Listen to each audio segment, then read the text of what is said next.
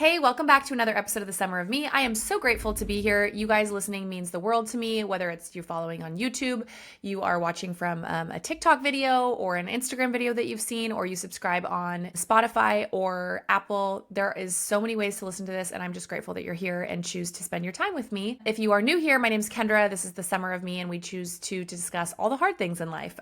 We really just run to the tension. We're leaning in, talking about things like divorce and co-parenting and just parenting and dating and relationships and friendships and sex. And I mean, literally nothing is off limits here. So if there's something that you would love for me to discuss, or you want to talk about, or you want to hear about how I might handle it in my life, I would love to talk about it. So send me a DM or leave a comment and we will discuss those things, Today we are talking about detachment. So I have been really practicing detachment in my life. Detachment from outcomes, not holding so tightly onto things. And really, I saw a quote, or I can't remember what format it was in, but it was something to the effect of like, you can either choose to be attached to an outcome or you can choose to be happy. And that applies to pretty much everything in life. You either are attached or you're happy, meaning like you can try to control the situation, formulate the process, make it happen the way you want it to happen, or you can choose to be open-handed and detached, and you will experience a far greater freedom and happiness in that, because at the end of the day, like what will be anyways. And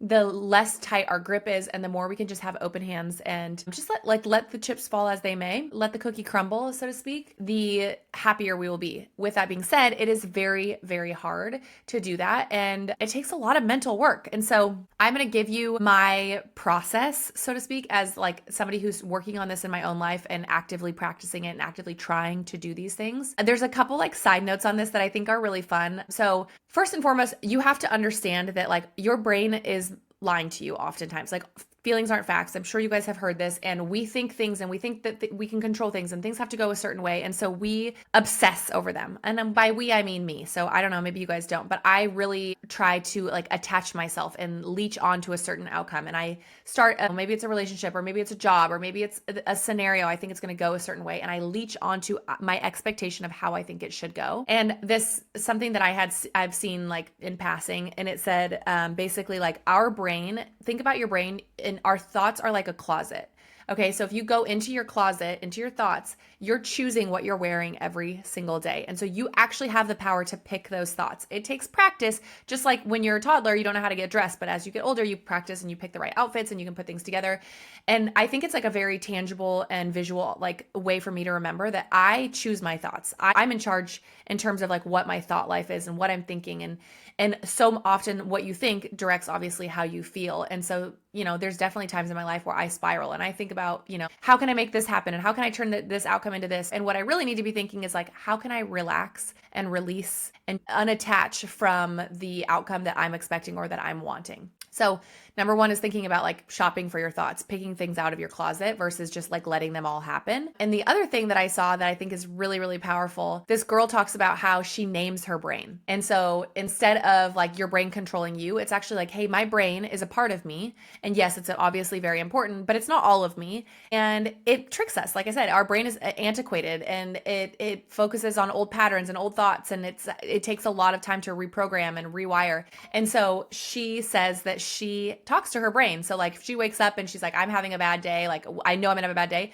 I can't remember what she named her brain. I want to say it was like Brooke or something. And she's like, Brooke, we're not doing this today. I don't have time for this. I don't want to feel this way today. We're not doing this today, Brooke. And it just takes you out of the core of like what's going on for you and like allows you to sort of decentralize your brain as being like the number one, the all in, like the go-to. And it allows you to feel like you're in charge a little bit more. So I thought those two little tricks were kind of a helpful visual representation of the fact that we do actually have power over our brain and we get to choose our thoughts. And there is so much that we can do when we're in charge of our thoughts. And I was just talking to somebody last night and we were talking about how you can do anything once you convince your subconscious that that's actually like what's happening. And it's so easy to like consciously be like, I'm going to detach. I'm okay with the outcome. I'm going to make this happen or whatever. It's a whole other ballgame to teach your subconscious and to convince your subconscious that like, hey, this is actually what's happening. I'm making this amount of money in my life. I'm having this level of success.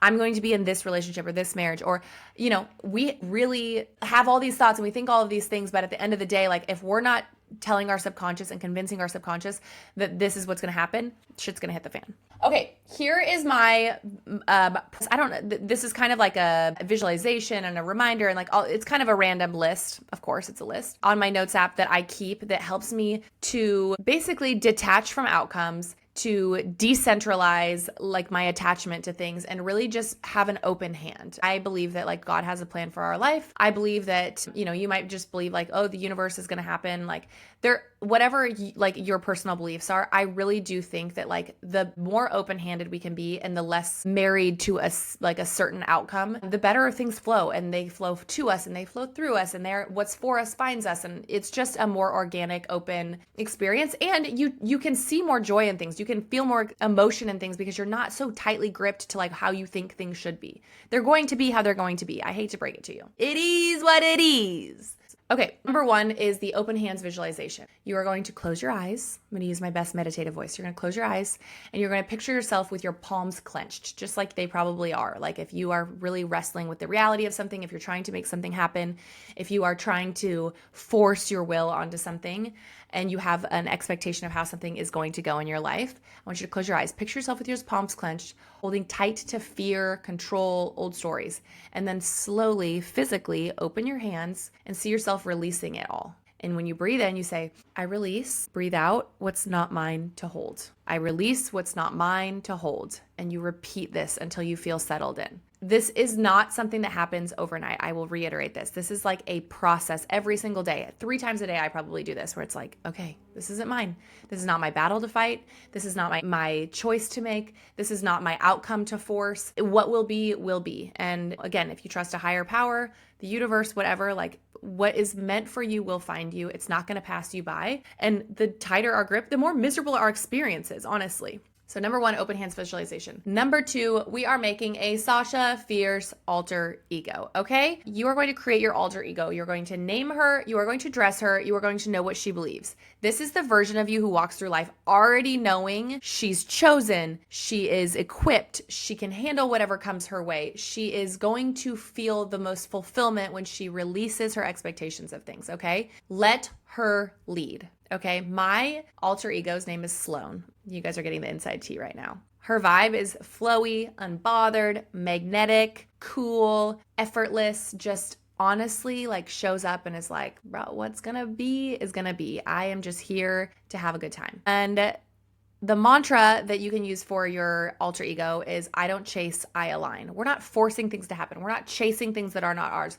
We are simply showing up as we are and aligning with things that feel right for us, okay? So that's number 2. You're going to create your alter ego. If you need help with this, you can ask ChatGPT. Help me create an alter ego, knowing like with what you know about me, create an alter ego for me, and it'll pop out a bunch of like options. Sloan, if you watched Entourage, you'll know, but that's just my girl. She's my girl. So if I'm like having a really hard day, if I'm feeling stressed out, if I'm feeling like, oh, I'm like obsessing over something, I am like, no, it's Sloan's turn to tap in. Put that bitch in. And honestly, it is like, we are just L-I-V-I-N, okay? I let her lead. I just step back and I'm like, that is the bitch. She is the HBIC. And we're going to just let her, run the show. Number 3 is a proof list, okay? If you are struggling with like the attachment to something or feeling like you want things to go a certain way, I want you to repeat your own receipts, okay? So if it's like self-doubt or I'm not worthy or nobody's going to choose me or this is not going to happen for me, I want you to write out all of the good things, okay? So here's some examples. I'm debt-free. I'm strong and I'm fit. I'm building a legacy. I've overcome everything that has come my way. I am deeply loved by my kids, my friends, myself.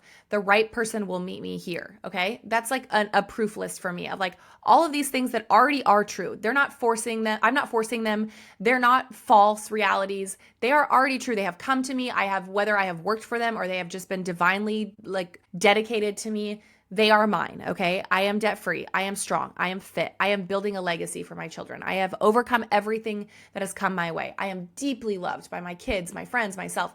The right person will meet me here, okay? This is really important to let your facts drown out your fears. We so often, when we're like in this mindset of like attaching to something and forcing something, it's like we have all these fears and that's all we can think about. Nobody's going to choose me. I'm not going to get this job. I'm not going to get out of this financial situation. I'm not going to survive this divorce. I'm not going to ever feel better again. Like, what are the facts? Make a proof list. Write them down every single day. Screenshot them where you can see them. Just keeping up with your facts to drown out your fears. Okay, and then this last one is my very, very favorite. Actually, it's not. I have two more, but this fourth one is my favorite. It's called, on my list, I have it written down as embody the emotion of already having it. Start practicing this mindset. This is so, so powerful. This is how you're going to convince and trick your subconscious into believing this, okay? If I already had the love, the peace, and the abundance that I want, how would I walk into this day? Live as if this day is already yours. Because it is, you are just walking into alignment with it now, okay? We have desires, we have things on our heart because they are already for us. They are already created and destined for us,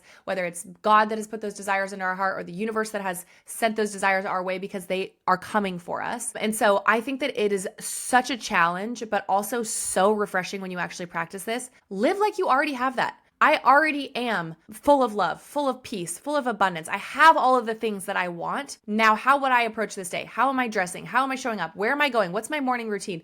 How am I talking to myself? How am I talking to my friends? How am I approaching my work life? What is it that I am doing that shows my subconscious, oh, I already have those things. You don't have to convince me. Embody the emotion of already having it. This is a very powerful manifestation tool. I know this sounds a little bit woo-woo, but I swear to you guys, this works. This is such a valuable tool. And then the last thing, number 5, is called a trust loop.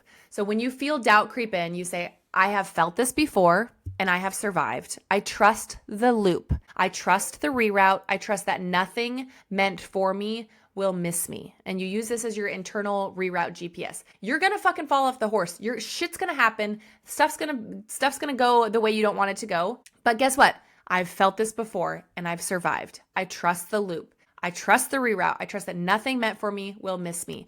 It's going to ebb and flow. It's going to happen. It's going to stop. It's really important to have perspective in your life when you're feeling like this and to trust the process, okay? I have like a summed up version of it that I keep as like a screenshot on my phone that like if I'm trying to get through some of this quicker, like I said, I do this every single morning. I go through this list and sometimes I do it in the afternoon, twice, 3 times, whatever. It depends on the day and how much of a fucking mess I am. So here's how that looks on my phone. It just says breathe, release, align. Number 1 is a surrender prayer. It says, God, I open my hands. I release control, fear, and timelines. I trust your plan is better than my pressure. Use me today in the way that you need me. That line, I trust your plan is better than my pressure. I mean, honestly, like unbelievable. And these are all things that like I've kind of gathered and put together in this list. Like this is just like over time, this is kind of created. I struggle with detachment in a lot of areas of my life. And so this has been a really helpful tool for me. Number 2 is a truth check. Again, you're going through those facts. You're making a proof list. So my truth check, like I have 5 bullets. It says, I am resilient. I have survived every hard thing. I am wealthy in every sense. My love is a gift, not a risk. And again, the right person will meet me here. Alter ego activation. Today I walk as her. I lead with joy. I don't chase, I align. I move like it is already mine. That is so important, you guys. And then number 4 is the anchor mantra. Open hands, open heart, your will, not mine. Let it be easy. I already have it. I hope these things help you. I know that it is very, very hard. It's easier said than done to go through these things. You can go through them, but to actually feel that way takes practice. It takes intentionality. It takes repetition. And so I highly encourage you guys, write some of this stuff down if it's resonant to you. Go on ChatGPT, ask it to help you come up with a routine. I will very shortly be having like this note available to you guys. That's a little teaser. Go through this and I'm praying and hoping that it helps you if you are somebody who struggles with detachment, and trust that what is for you will find you. It is coming your way. And all you have to do is sit back, relax, and let it happen. Stop forcing it. Stop feeling like you can control every single part of it and start just sitting in it, releasing your expectation, releasing your control, holding an open hand, and just remembering that what is for me will find me. Thanks for listening to another episode of The Summer of Me. Thanks for listening to The Summer of Me. You can listen to episodes on Spotify, Apple, or wherever you listen to podcasts, or you can watch on YouTube. Come hang out and follow my chaos on Instagram at Kendra for now. See you next time.